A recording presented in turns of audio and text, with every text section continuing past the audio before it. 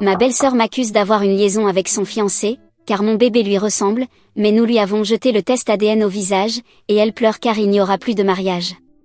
Il y a 2 semaines, j'ai donné naissance à mon premier enfant, mon fils. Mon mari et moi sommes ensemble depuis 6 ans et nous nous sommes mariés il y a 2 ans. Nous connaissons nos familles respectives depuis longtemps, et je connais sa sœur Rayleigh depuis un bon moment. Elle et moi ne sommes pas très proches, mais nous restons courtoises l'une envers l'autre. Donc, tout ce qui s'est passé récemment nous a vraiment surpris. Il y a 2 semaines, lorsque mon fils est né, nos 2 familles sont venues nous rendre visite et nous soutenir pendant l'accouchement. À ce moment-là, tout était encore assez normal. Ce n'est que quelques jours plus tard, lorsque nous avons invité sa famille à dîner, que les choses ont commencé à vraiment mal tourner. Au début, tout se passait bien, mais soudainement, Rayleigh a commencé à agir très différemment. Elle est sortie de la pièce pour prendre l'air quelques minutes, mais elle n'est pas revenue. Son fiancé, Roman, l'a suivie. Quelques minutes plus tard, nous avons entendu des cris. Nous ne savions pas de quoi ils se disputaient, mais ensuite Roman et Rayleigh sont revenus dans le salon. Roman est simplement parti en disant qu'il ne pouvait pas gérer cette situation. Il était manifestement très contrarié, et même Rayleigh pleurait. Après son départ précipité, nous avons demandé à Rayleigh ce qu'il se passait. Elle s'est tournée vers moi et a commencé à m'accuser de lui avoir ruiné la vie et d'avoir tout gâché. Elle m'a traité de sorcière infidèle. Rien de tout cela n'avait de sens pour moi, je n'avais aucune idée de quoi elle parlait. Mon mari a dû la calmer car elle était complètement hystérique, ce qui n'aidait personne. Puis, la vérité est sortie. Apparemment, pour une raison que j'ignore, elle s'était mis en tête que j'avais eu une liaison avec Roman et que le bébé était de lui car il lui ressemblait trop. Laissez-moi vous dire que c'est totalement absurde. Je pense que c'est même un peu raciste. Roman et moi sommes tous 2 latinos, il est donc normal qu'il y ait une certaine ressemblance car nous partageons un teint de peau similaire.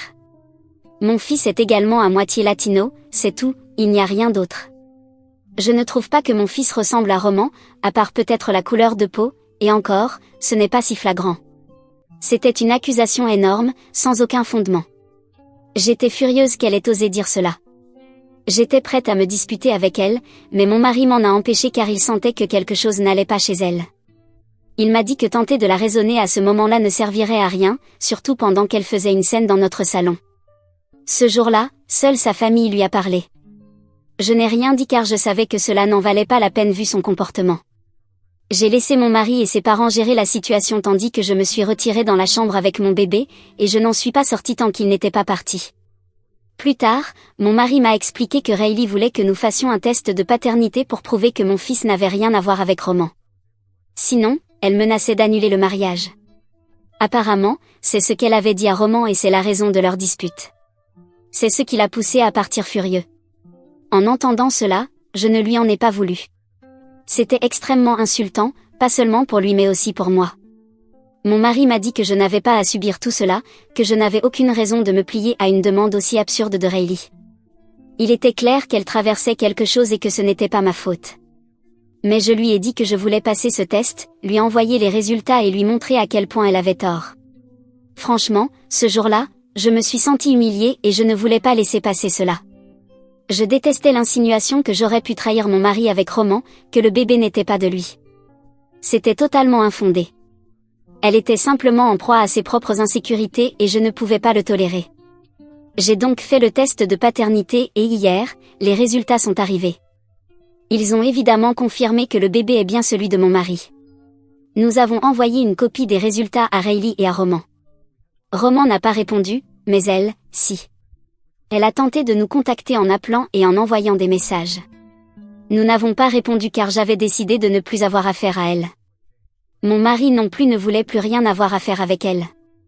Nous en avons discuté avec mes beaux-parents, qui nous ont dit qu'elle avait probablement besoin d'être seule car quelque chose n'allait pas chez elle. Nous avons donc suivi leurs conseils et avons coupé tout contact. Elle a continué à nous appeler et nous envoyer des messages, sans réponse de notre part. Finalement, elle s'est présentée chez nous à 23h, frappant à la porte et criant hystériquement. Nous ne voulions pas que cela devienne un spectacle devant les voisins, surtout si tard. J'ai décidé de lui ouvrir pour que nous puissions parler à l'intérieur et éviter une scène publique. Nous avons dû la calmer car le bébé dormait. Elle s'est finalement un peu apaisée, mais restait très agitée et nous suppliait de parler à Roman pour arranger les choses. Elle disait d'avoir été mentalement instable ces derniers jours et avoir reçu un diagnostic de trouble bipolaire, ce qui est très triste pour elle, mais je ne voyais pas ce que nous pouvions faire. Après avoir reçu les résultats du test, elle a tenté de reprendre contact avec Roman pour s'excuser, car il n'avait eu aucun contact depuis la dispute. Quand elle est rentrée chez elle, une partie des affaires de Roman avait disparu et il n'était plus là. Elle n'a pas cherché à le contacter tout de suite car elle était encore très en colère contre lui, même si elle regrettait aussi son propre comportement. Pendant plusieurs jours après leur dispute, ils n'ont eu aucun contact. Mais maintenant qu'elle sait qu'elle s'est trompée, elle veut qu'il revienne. Roman, lui, ne veut rien savoir et je le comprends. Rayleigh pense qu'il l'a bloqué, ce qui est probablement vrai. Maintenant, elle veut que nous l'aidions à le récupérer, mais je suis certaine qu'il n'est pas intéressé, et si j'étais à sa place, je ne le serais pas non plus. La nuit dernière, il a été très difficile de la calmer et de la faire partir. Un moment, j'ai ressenti un peu de compassion pour elle, car elle a révélé son diagnostic de trouble bipolaire. Mais cela n'excuse pas de traiter tout le monde de manière horrible. Si l'on est diagnostiqué, le mieux est de suivre un traitement pour aller mieux, pas de déclencher des accusations infondées sans raison. Ce n'est pas de notre faute. Cela peut expliquer son comportement, mais ce n'est pas une excuse. Son comportement a été terrible pour nous tous. Non, je ne pense pas que nous lui devions la moindre aide. Elle s'est mise dans cette situation seule et doit en assumer les conséquences.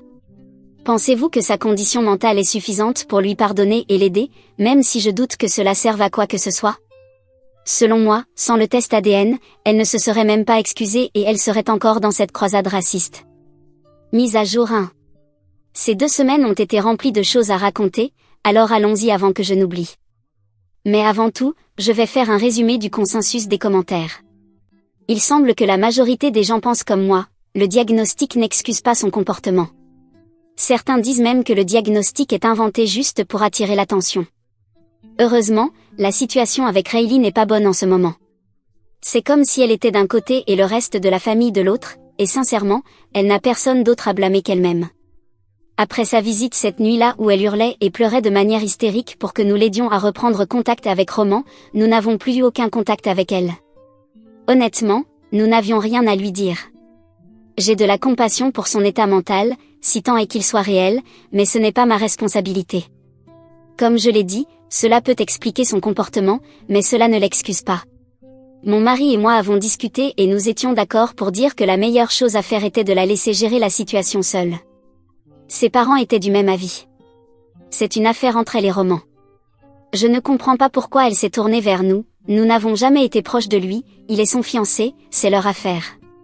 Si Roman refuse de lui parler, nous n'y pouvons rien. Même si nous l'avions voulu, je doute que nous aurions pu l'aider. Ce n'est pas parce que nous venons du même continent que j'aurai un quelconque pouvoir de persuasion, d'autant plus que nous ne venons même pas du même pays. La seule raison pour laquelle nous n'avons pas aggravé la situation est son état mental. C'est tout. Cela s'est très mal passé, mais c'était son choix de ne pas nous en parler plus tôt, ce que nous respectons. Mais de notre côté, nous avons choisi de ne pas nous impliquer, ce qu'elle aurait aussi dû respecter. Elle nous a laissé quelques jours, puis a continué à essayer de nous contacter tous. N'ayant aucune réponse, elle a décidé de créer du drame et cela, aucun de nous ne le voulait.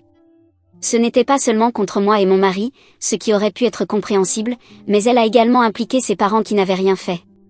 Elle a ensuite publié tout cela sur Facebook, et je ne sais pas ce qu'elle espérait obtenir.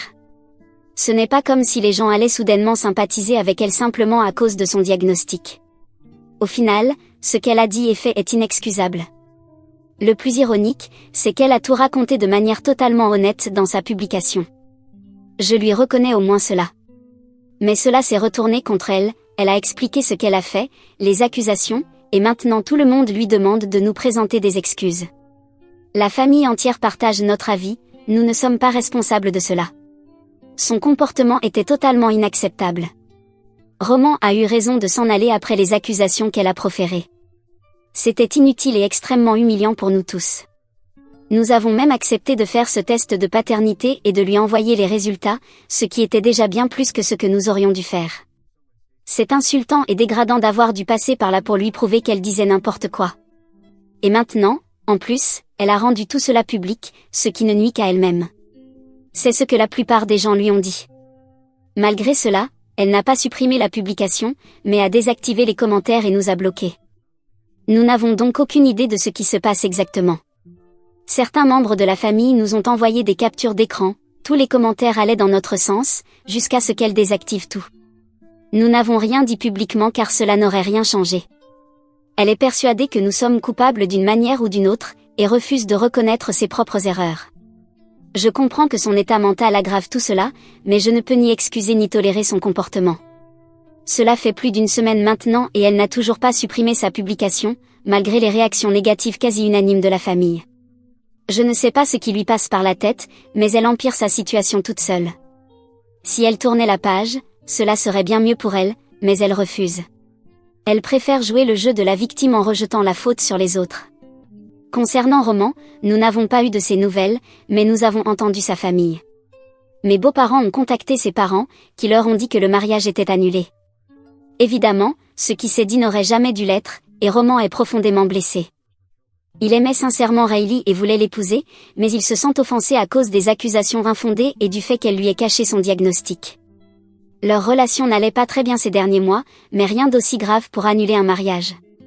Ce cumul a tout fait basculer. Le diagnostic explique certaines choses, mais Roman ne comprend pas pourquoi elle n'en a parlé à personne. Je comprends la stigmatisation qui entoure les troubles mentaux, mais cela n'excuse pas le fait de cacher cela à son futur mari. Cela n'a fait qu'empirer les choses. Si elle nous en avait parlé, nous aurions tout fait pour l'aider. Mais on ne demande pas de l'aide en hurlant des accusations comme « ce bébé n'est pas de lui ». Maintenant, elle ne veut plus d'aide, elle veut simplement jouer au jeu des reproches. Même ses parents ne savent pas quoi faire. Je trouve donc que Roman a eu totalement raison de mettre fin à cette relation. Si cela se produit avant le mariage, cela aurait empiré après. Mes beaux-parents ont contacté les parents de Roman pour s'excuser du comportement de Riley. Ils espéraient que Roman accepte de lui parler, au moins pour une séparation digne, même si la cérémonie n'aurait pas lieu. Mais Roman a catégoriquement refusé. Cela remonte à quelques jours. Nous n'avons plus de contact avec Riley et je doute que cela aurait aidé de toute façon. Quoi qu'il en soit, je suis sûre que si elle ne vient pas s'excuser, je n'ai rien à lui dire. Le plus que je puisse lui offrir est un peu de compassion. Au-delà de cela, je ne peux rien faire. Et surtout, j'ai autre chose à faire. Je viens d'avoir un bébé il y a quelques semaines, donc ce n'est pas le moment. Je suis épuisée physiquement et émotionnellement, et elle n'a fait qu'aggraver la situation. Elle ne trouvera pas de soutien chez moi pour le moment. Je sais que mon mari ne veut plus lui parler non plus et même ses parents ne sont pas heureux de son comportement. Elle est donc totalement seule. Quoi qu'il en soit, je vous remercie de me permettre de me confier ici et pour tout le soutien que j'ai reçu dans vos commentaires. C'est vraiment adorable de votre part, alors merci beaucoup. Oui, le bébé va bien, je sais que certains s'en inquiétaient et m'ont félicité d'être devenue maman. Mise à jour 2. Une semaine s'est écoulée depuis ma dernière mise à jour et j'ai essayé de ne plus penser à tout cela. Honnêtement, ça m'a fait du bien car il n'y avait aucun sens à continuer d'y réfléchir. Ce qui est fait. Mon mari et moi sommes restés à distance de tout ce chaos, et cela a été bénéfique pour nous deux. Hier soir, nous avons même reçu ses parents et les miens pour le dîner. Ce dîner de famille s'est nettement mieux passé que le précédent, c'est certain. Ce n'était pas difficile vu à quel point la barre avait été placée bas la dernière fois. Mon beau-père aurait pu danser nu sur la table que cela aurait été mieux, enfin, peut-être pas à ce point. Nous avons passé un excellent moment et ma mère a publié quelques photos sur Facebook. D'une manière ou d'une autre, Riley les a vues. J'imagine que ma mère n'a bloqué personne, et elle n'avait pas à le faire puisqu'elle n'a rien à voir avec tout ça. Quoi qu'il en soit, Riley a vu les photos et s'est mise dans une colère noire. Elle ne nous a pas directement confrontés, mais elle s'est rendue chez ses parents ce matin, et par ce matin, j'entends littéralement 6 ou 7 heures. C'est le moment où les personnes instables sortent pour provoquer du drame, mais bref. Elle s'est donc rendue chez eux, selon mes beaux-parents, elle était hors d'elle. Elle s'est comportée exactement comme l'autre soir, elle a tambouriné à la porte comme une folle, crié et pleuré de manière hystérique, en accusant tout le monde de la rejeter sans raison, de lui rendre la vie impossible, d'une manière ou d'une autre, d'être responsable de sa maladie mentale. À cette heure-là, il n'était évidemment pas envisageable de la laisser continuer ainsi dehors. Cela dérangeait non seulement mes beaux-parents mais aussi tout le voisinage. Ils ont donc décidé de lui ouvrir la porte et ont tenté de la calmer, comme nous l'avions fait nous-mêmes. Mais elle était incontrôlable et continuait de crier, les accusant de tous ses malheurs, ce qui était totalement injuste. Mes beaux-parents ne sont pas des parents qui devraient être tenus responsables de quoi que ce soit dans cette histoire. Ils ont fait de leur mieux pour élever leurs enfants avec de bonnes valeurs. Et soyons réalistes, Riley approche de la trentaine, elle est bien au-delà de l'âge où l'on peut encore blâmer ses parents pour tout. Parfois, les gens doivent accepter la responsabilité de leurs propres erreurs. Tout ce qui s'est passé récemment est entièrement de sa faute. Il n'y a pas d'autre façon de le voir. Elle s'est mise toute seule dans cette situation et ne peut pas en faire porter la responsabilité à ses parents, pas même pour ce qui concerne Roman. Cette situation, elle l'a littéralement créée de toutes pièces. Il n'y avait aucune raison de soupçonner quoi que ce soit entre Roman et moi. Nous n'interagions quasiment jamais en dehors de sa présence. Pourtant, elle a choisi de formuler cette accusation, et maintenant, selon elle, c'est la faute de tout le monde sauf la sienne, la mienne, celle de mon mari, celle de ses parents. Même ses parents ont essayé de lui expliquer calmement et poliment la réalité des choses, mais elle n'a pas voulu les écouter. Elle s'est obstinée à imposer son récit où elle n'est pas la méchante de l'histoire. Personne ne doit la contredire, c'est son seul objectif. De plus, mes beaux-parents lui ont raconté la conversation qu'ils avaient eue avec les parents de Roman, qui leur avaient confirmé officiellement que Roman avait décidé de rompre les fiançailles. Ce fut une très mauvaise idée, car Riley a littéralement explosé après cela. Elle a commencé à tout jeter autour d'elle, à casser des objets dans la maison, sous prétexte qu'ils ne lui avaient pas annoncé cela plus tôt. Mes beaux-parents ont tenté de lui expliquer qu'ils avaient essayé de la contacter, mais qu'elle les avait tous bloqués et qu'ils ne savaient pas comment la joindre. Ils avaient envisagé de se rendre chez elle pour lui parler, mais avaient renoncé car il était évident qu'elle ne voulait pas les voir. Mais cela n'a pas suffi. Elle était décidée à les rendre responsables de tout, persuadée que s'ils étaient venus lui parler du problème, la rupture aurait pu être évitée. Je n'ai aucune idée de ce qui se passe dans sa tête. Je ne suis pas professionnelle, mais cela devient vraiment étrange. Elle agit de manière totalement irrationnelle, et je ne comprends pas comment elle pense que la famille va continuer à supporter cela. Mes beaux-parents m'ont raconté qu'elle avait tout saccagé, brisé des objets et créé un chaos total tôt le matin, avant de repartir en les maudissant tous. Ils n'ont absolument rien fait de mal. De toute façon, Roman avait déjà presque rompu les fiançailles, il ne manquait plus que l'officialisation. Ses parents avaient simplement transmis cette décision à mes beaux-parents. Quoi qu'il en soit, elle a décidé d'agir ainsi et pense que son diagnostic justifie tout. Alors soit. Mise à jour 3. Un mois s'est écoulé depuis ma dernière mise à jour et les choses n'ont pas beaucoup changé. Personne dans la famille n'est prêt à parler avec Riley. Elle devait normalement se marier la semaine prochaine, mais évidemment, cela n'arrivera pas. Je suppose que cela a aussi été un facteur déclencheur pour elle. Mais comme elle a évité tout contact avec tout le monde, nous n'avons pas vraiment eu de nouvelles. Elle a désactivé tous ses réseaux sociaux et, à ce que je sache, elle a quitté son appartement, déménagé et même changé de ville. Mais personne n'a de contact avec elle maintenant. J'espère sincèrement qu'elle ira bien, qu'elle trouvera la paix et que je n'aurai plus jamais rien à voir avec elle à l'avenir. En ce qui concerne ma petite famille, nous allons très bien. Mon fils est heureux et en bonne santé, mon mari et moi allons bien aussi. Mes beaux-parents sont évidemment encore tristes de la perte de contact avec Riley, mais ils ont accepté la situation car, honnêtement, ils ont fait tout ce qu'ils ont pu. Cela n'a pas suffi.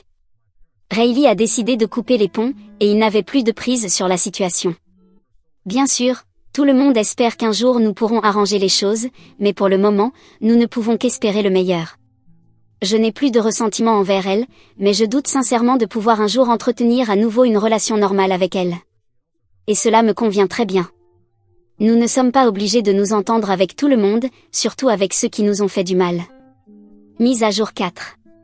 Bonjour, je dois faire une petite mise à jour car nous avons appris quelque chose de nouveau sur Riley qui, je pense, en dit long sur la situation.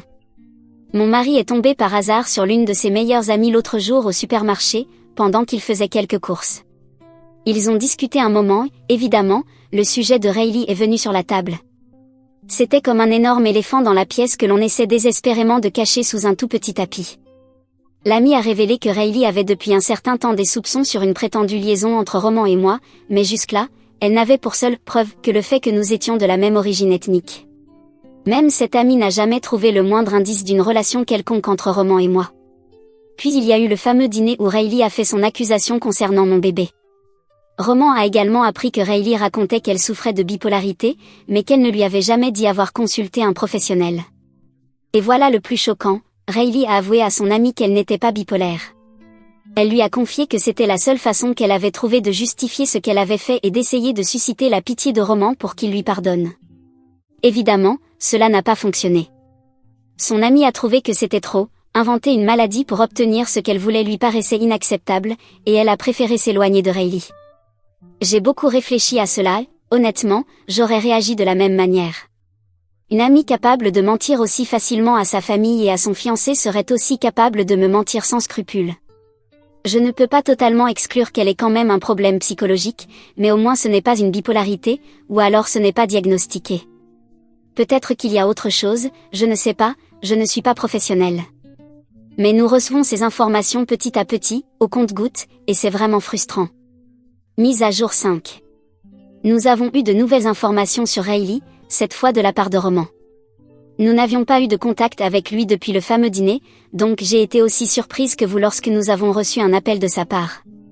Il a appelé mon mari et lui a expliqué qu'il n'avait pas voulu nous contacter plus tôt car il a toujours été quelqu'un qui évite les confrontations. Il se sentait très embarrassé par ce qui s'était passé et voulait simplement oublier tout cela et tourner la page. Mon mari lui a dit qu'il n'avait pas besoin de se justifier auprès de nous, mais Roman lui a expliqué la véritable raison de son appel, Riley. Il pensait que sa famille était toujours en contact avec elle et espérait qu'il puisse l'aider à se calmer. Il nous a confié que Riley le harcelait et le menaçait depuis qu'il avait rompu les fiançailles. Elle lui avait même envoyé une lettre insultante, le traitant de lâche et d'autres choses encore, ainsi que des cadeaux dérangeants, comme un jouet décapité ou d'autres objets étranges. Roman pensait qu'après toutes ces années ensemble, il pourrait trouver un moyen d'arrêter cela sans faire appel à la police. Mon mari lui a dit la vérité, personne n'a eu de contact avec Riley depuis des mois. Il lui a conseillé que, s'il le fallait, il devait appeler la police, car c'était sûrement la seule chose qui pourrait la pousser à chercher de l'aide ou au moins empêcher qu'elle continue à poser problème.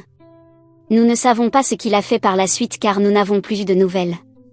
Mais cela reste une situation assez effrayante quand on se met à sa place.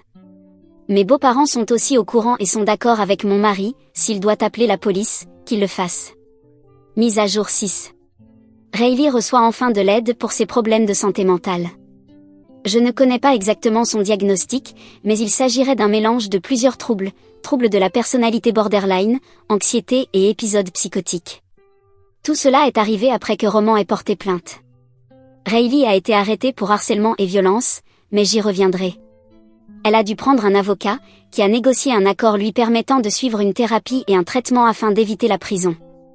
La peine de prison envisagée allait de 2 à 5 ans. Pourquoi une peine aussi lourde ? Parce qu'après la rupture avec Roman, Riley a appris que celui-ci avait refait sa vie.